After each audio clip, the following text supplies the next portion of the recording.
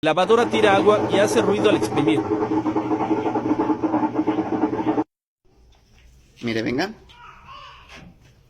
¿Cómo se ve ahí la gotita de agua? Mire. ¿Se ve cómo es corriendo? Sí, sí, sí, sí.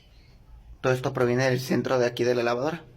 Aquí en la parte de a medias lleva un poste y lleva un empaque. Con el tiempo y con el uso de la lavadora, pues se va desgastando el poste y el empaque y empieza a filtrar agua. Empieza a filtrar agua, provocando que pase esto. La banda, como le comentaba, la banda ya está toda fea, pero ya tiene todo el ajuste. Entonces aquí lo conveniente sería cambiar la banda, cambiar el empaque, el poste y aprovechar que se va a destapar la transmisión para cambiar los valeros.